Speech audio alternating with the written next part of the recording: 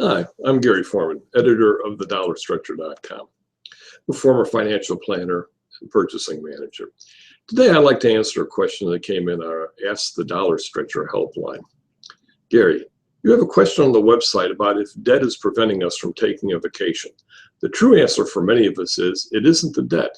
The truth is that it is stagnant income that isn't keeping up with inflation. I'm a single parent, and we're having to resort to drastic measures to eat, keep clothed, and pay basic expenses.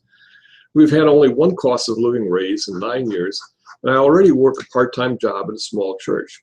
I'm cooking everything from scratch, mending clothing, unplugging electronics, and strictly using cash to purchase our needs. I run out of cash each week way before the needs are met. I'm dreading the holidays this year, back to school needs, or even birthdays for my children. I know I'm not the only one either. I read an article online this week that annual raises were a thing of the past. So what kind of future do we have to look forward to? I can tell you for sure, not one filled with vacations. She's right, she is in a tough place. And to her credit, she's already taking the steps to deal with the problem. And that in significant steps if she's doing her own cooking and cutting back as much as she says. Now, according to the Labor Department, wages have been growing between 1.1 and 1.9% per year since the beginning of 2013. So there aren't many cost of living raises. Basically, what she's dealing with is a question of income versus expenses. First, let's look at the expenses. She's already taken the fat out of her budget, but sometimes you need to cut deeper still. For most budgets, the big three are housing, auto, and food. Those are your biggest budget items, and if you're looking for big savings, that's where you need to look. The hardest budget of all is for a single parent. The deck is stacked against single parents financially. Might mean moving to cheaper housing or sharing a home with another single mom. And that might mean a cheaper automobile. You'll have to decide what's the best way to cut expenses.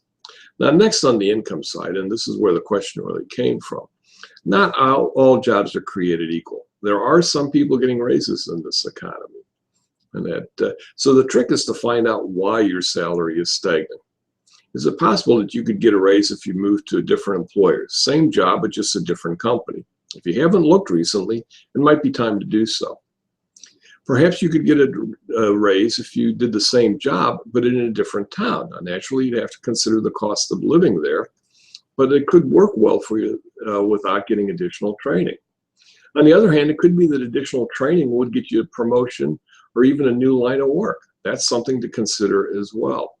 Now, normally I don't like college loans, but in this case, it might be worthwhile.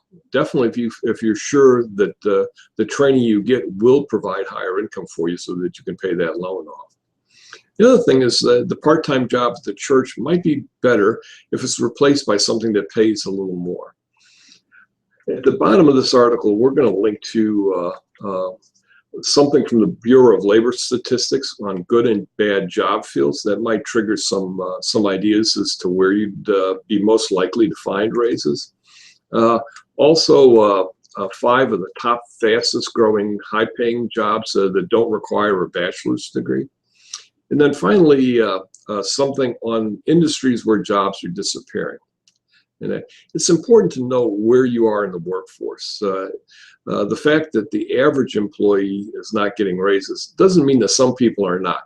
And you certainly want to be among those that are. We thank you for your question and hope that it works out well for you. Please shoot us an email and let us know how it goes. Thanks again.